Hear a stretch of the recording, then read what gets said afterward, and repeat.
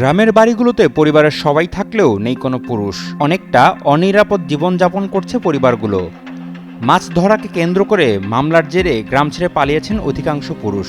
জয়পুরহাটের খেতলাল উপজেলার নওটিকা ভাদারপাড়া গ্রামের দিঘিতে মাছ মারাকে কেন্দ্র করে থানায় একটি মামলা হয় গত শুক্রবার। মামলায় ৩৭৯ ধারায় ১৭ জনকে আসামি ও ২৫ থেকে ৩০ জনকে অজ্ঞাতনামা হিসেবে মামলা দায়ের করা হয়। জানা যায়, প্রায় অনেক দিন ধরেই স্থানীয় আব্দুল আলিমের পুকুর থেকে মাছ চুরি করছিলেন অভিযুক্তরা।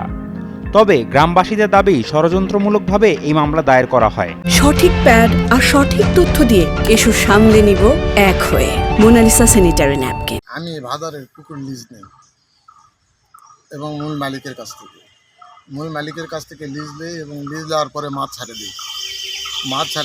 ছাড়ে দেওয়ার পরে আমি এই পুকুর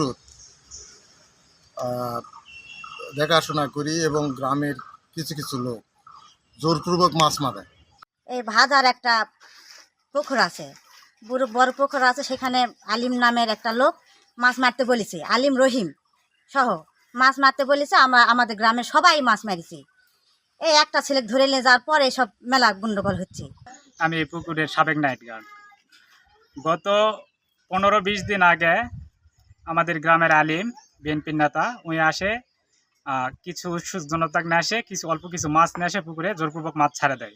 মাছ ছাড়ে দেওয়ার বলে যে গ্রামের জনগণেরা আমরা সকলে মিলে মাছ ছাড়ে দেবো, সকলে মিলে মাছ খাবো। এর মধ্যে আজকে মাছ ছাড়ে দিয়ে ওই দ্বিতীয় দিন থেকে আবার ওরা মাছ ধরা শুরু করে।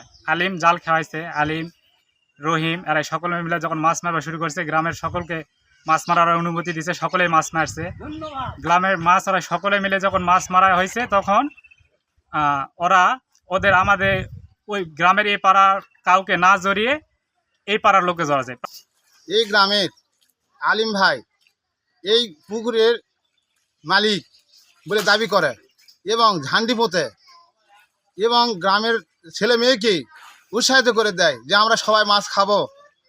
কিন্তু মাছ খাবে বলে আশা দিয়ে আজকে সবাই পুকুরে নামে, তার সহ্য হচ্ছে না, সে আবার পরে মামলা মোকদ্দমা করে আমাদের এই নিরীহ লোকগুলাকে আজকে ফাঁসি দিয়ে আজকে তারা আবার মুক্তির জন্য ব্যস্ত দেখাচ্ছে।